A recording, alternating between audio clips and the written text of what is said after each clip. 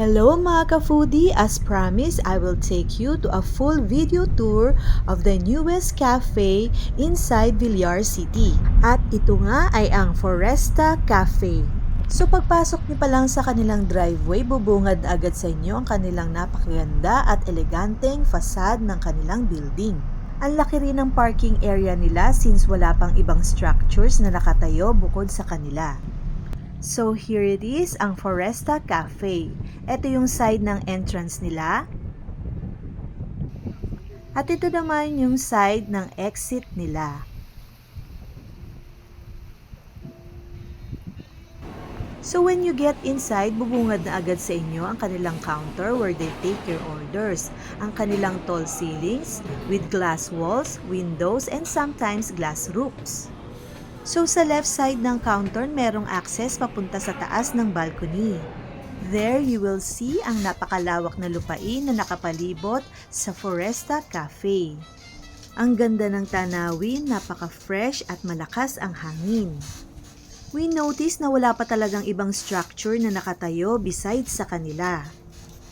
So this is the view naman mula doon sa taas ng hagdan. Kung mapapansin din po ninyo, maging sa loob ng cafe ay madami ding halaman. So let's go down, let's see kung ano pang makikita natin inside the cafe.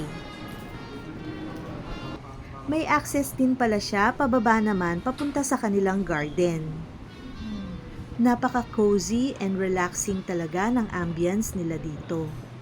Kung marami ng tao sa loob, pwede rin naman dito sa may garden area. Pwede kayong mag-chill dito. At kung may alaga kayong hayop, pwedeng dalhin dito dahil pet-friendly ang cafe na ito. May mga chairs and tables din dito sa kanilang garden area. As of now, soft opening pa lang sila. Mababait ang mga staffs at very accommodating. Sa pag-order naman ng mga pagkain, i-assist muna kayo ng mga staffs nila sa inyong preferred table. They will hand you down the menu. And once na decided na kayo sa inyong order, kayo na mismo ang pupunta sa counter to place your order together with your table number. So dito nga sa area na ito, napili naming pumwesto. Dahil konti pa lang ang tao dito at maganda rin naman ang view. Aantayin nyo na lang din iserve ng mga staff yung order nyo. Hindi kayo maboboard sa kakaantay ng inyong order. Dahil sa napakabilis na ng service ng mga staff nila, ay malilibang pa rin kayo sa view inside and outside the cafe. Very Instagrammable ang bawat sulok ng cafe na ito. So here's a glimpse ng kanilang menu.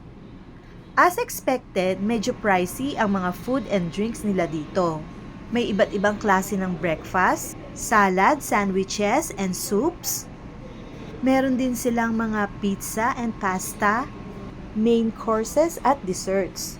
Sa mga drinks naman, meron silang plant-based, coffee, and non-coffee drinks. Meron din silang iba't ibang klase ng tea. So we ordered black tea lemonade, non-coffee chocolate, at ang kanilang full Filipino breakfast. And that's all mga ka-foodie. I hope you enjoyed watching this video tour. Please don't forget to like, follow, and share for more food trip and Lakwacha videos. Thank you!